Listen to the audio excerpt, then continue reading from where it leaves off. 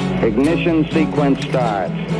6, 5, 4, 3, 2, 1, 0. Liftoff. We have a liftoff.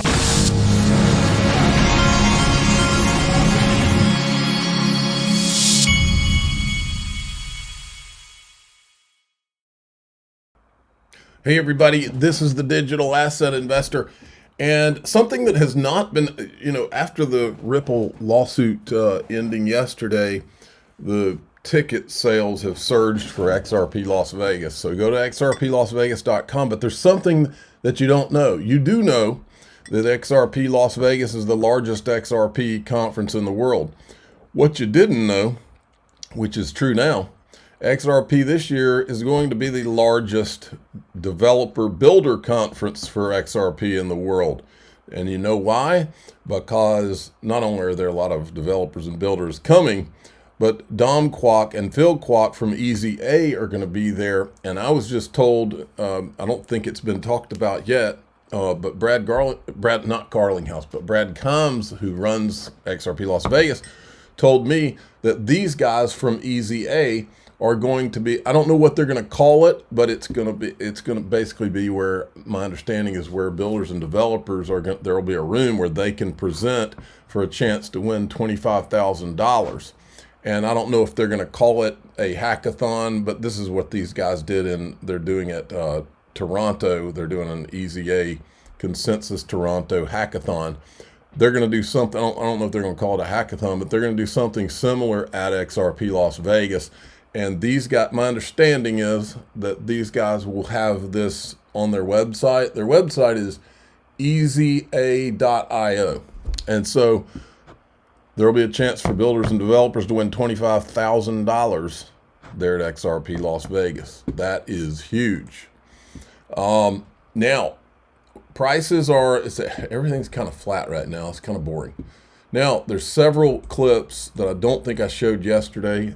Brad Garlinghouse, he was all over the place yesterday in a good way. Start by telling a quick story that I'll leave unnamed, but back to some of the I can't remember if I played this one yesterday or not, but I was overwhelmed. regulatory, frankly, bullshit we've had to deal with. One of Ripple's payment customers actually debanked. We had deposits. So we're behind their firewall from an infrastructure point of view, and their compliance team decides they can't bank us.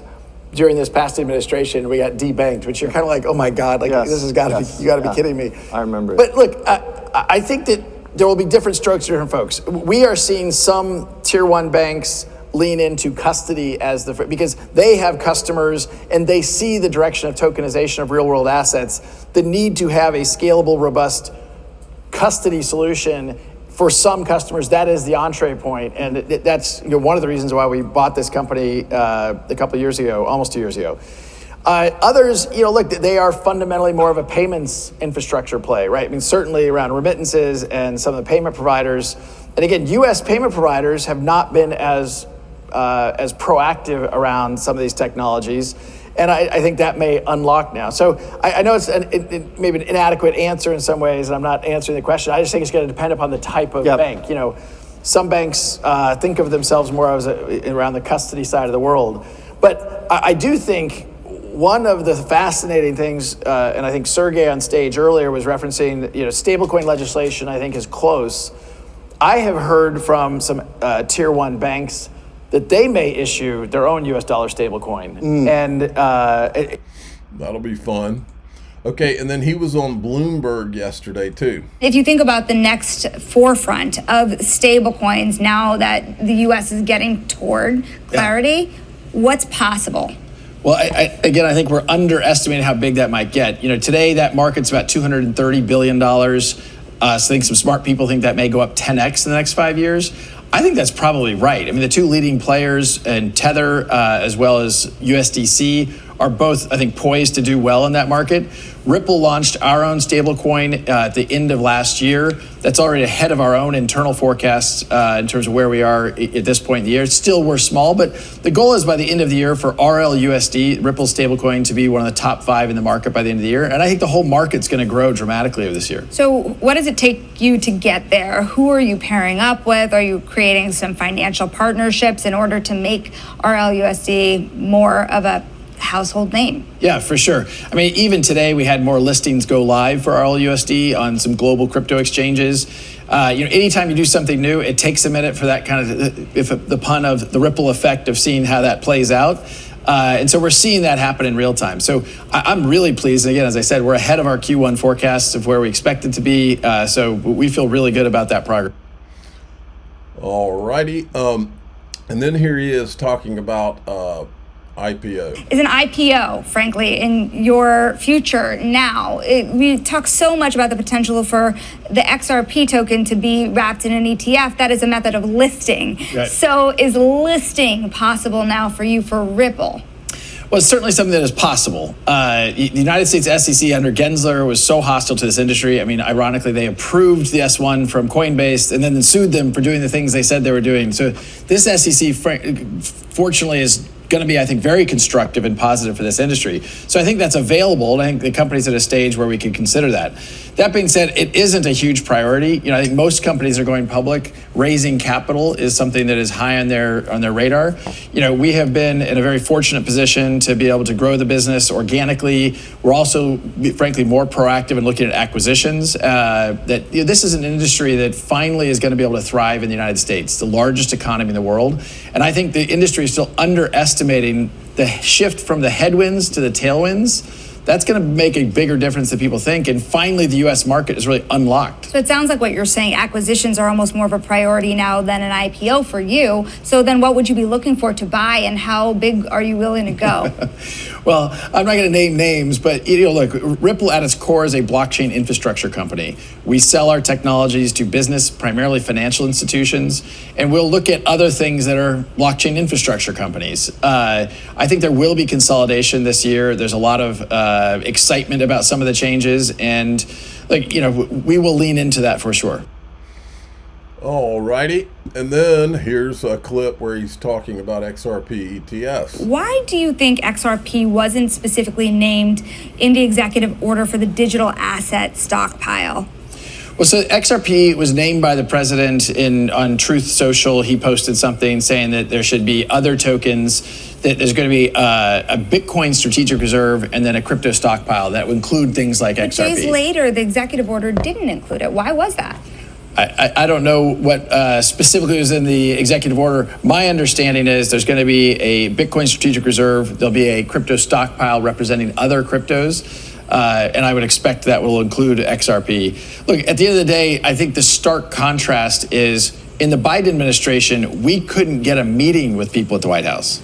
Now we're welcomed into the White House. And that's just a massive change. I think we want this industry to thrive in the United States. We don't want to push it offshore where you have fewer regulations. I think the reason I keep pushing you too is because I think now it's widely accepted that this is a pro-crypto administration. But the details, that is what's causing an overhang, the uncertainty of the details. So to the extent you have confidence, right, about XRP being in that stockpile or otherwise getting more support for an ETF, for example, where does that confidence come from, and what kind of timeline do you see it happening on? So I have immense confidence on the ETF. I think there's 11 different filings pending with the SEC to launch ETFs, from everybody from Bitwise to Franklin Templeton and a whole bunch of people in between. I think those will be live in the second half of this year.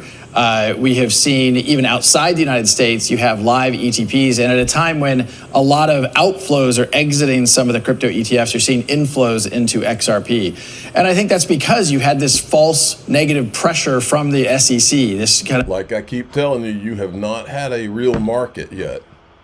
As of yesterday, we've got ourselves a level playing field. And you're about to see what can happen as a result of that. An exogenous hand holding things down that's now being released. And that's great for the market. That's great for builders within the XRP ecosystem globally. One more on the stockpile. Yeah. How much XRP would be in it? Where does it come from? Well, my understanding of what I read about I think there are some questions, and the devil may be in the details as Treasury implements some of this. Absolutely in the details. But my understanding is that the stockpile will be represented by seized other cryptos other than Bitcoin that then will be in that stockpile. So to the extent that various law enforcement agencies have seized cryptos, which would include XRP, that those would go into the stockpile in addition to the Bitcoin strategic reserve. So there you have it. Now, this is important because for those that were there, if you remember, when the SEC case against Ripple was dropped, the entire industry was literally on the sidelines rooting for the SEC, even if they were doing it quietly. And as you remember, as we uncovered ETHgate, all of a sudden it started being exposed what was going on. There were very few people in the mainstream media that were in support of Ripple and what they were doing. Rosalind Layton was one of them. This is her yesterday. Cryptocurrency trial of the century is over. Justice prevails. SEC versus Ripple. Victory for crypto innovators. It would have not been possible without the XRP army and amazing lawyers. There's still work to build policy foundation, regulatory framework. Congrats everyone on the amazing outcome, power to the people, and rule of law. So I made sure we needed to acknowledge her. Hold on a second.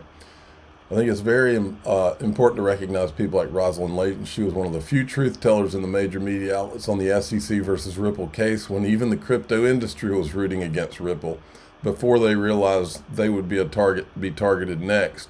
Thank you. And then Chris Giancarlo is one of the good guys too. Stuart Alvarado acknowledged him, says 5 years ago, while many were rooting against us, even those who stood by us chose to do so silently. You were smart and brave enough to call it as you saw it. Thank you. And then we've got this. So Brad Garlinghouse corrected Charles Gasparino. There is no Ethereum decentralization test at the SEC. This is fiction. This is the second tweet that Charles Gasparino has put out to try to reference the Ethereum, basically referencing the Ethereum decentralization test from the Bill Hinman speech was what the talk was with the SEC. This right here, I'll say it again. This right here, there's egg on the faces of a lot of people over there. And this right here is to try to run cover and give legitimacy to Bill Hinman and Jay Clayton. Make no mistake about that. There's a lot of people now that Ripple's won who not only want to be on the winning team, but also want to try to cover their tracks and cover for some of the underhanded things that went on. And Brad Garlinghouse saying this literally just obliterates the narrative that Charles Gasparino was trying to put out there, that wasn't even in the discussions because it doesn't exist. It was all created as a part of a way to create a monopoly for Bitcoin and Ethereum, and that's a fact. You also, and by the way, Charles Gasparino had dinner with John Deaton. Now, John became friends with him and Eleanor Terrett through the case. That doesn't mean John agrees with Charles on everything, by the way, including this probably. There is a good life lesson here. Everybody wants to be on the winning team, but not while they think they're losing. Listen to this. This is the Coinbase CLO. And you have to remember, folks, a lot of these people, a lot of this is they're trying to get the egg off of their face. I have a long memory on the ETHgate thing. And part of that memory is this. Remember John Deaton's time? We all had all kinds of ETHgate timelines. You remember that timeline? Remember all the characters from Andreessen Horowitz? Many of these people were on the Coinbase board. Okay? Don't ever forget that.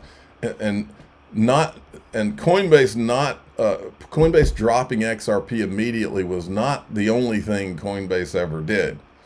You had to kick and scream to get them to list XRP in the first place. And those of you that were around, it's not a coincidence that everything on Coinbase was basically Bitcoin and Ethereum tokens for the longest time.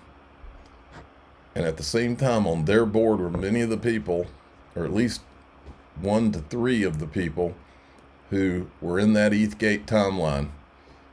But at least at least they're trying to redeem themselves now. When the SEC back in 2020 first took on XRP, many exchanges, including Coinbase, had a very tough decision to make, which is, do we continue to list XRP or do we pause it? And if I have one regret over this entire fight we've had with the commission now going back 4 years, it was at that moment believing still the SEC itself was acting in good faith. All of us want to believe that we are served by agencies that are operating in good faith, and we took to heart the allegation. Well, you already knew about the Bill Hinman Ethereum free pass speech, and you had to know that there wasn't good faith going on there. That they raised and the concerns that they presented, and we chose at that point to pause that listing. I very much regret that was our decision at the time. I think it was made for all of the right reasons. When it became abundantly clear as that case started to fall apart that the SEC had no basis for that claim, we ultimately decided it was time to relist XRP, and I was delighted that we were able to do that. All right, we're going to go into DAI XRP. I got a lot more. And if you want to join DAI XRP, is the Patreon, cost of a cup of coffee. You can, we do extended videos with no advertising, and you can also join if you go below this YouTube video. If you would rather join through YouTube, you can click the join button and do the same thing and get the same extended videos with no advertising. I'm the digital asset investor. I'm not an investment advisor. This is for entertainment purposes only. Please subscribe, hit the like button, tell your friends and family. Here we go.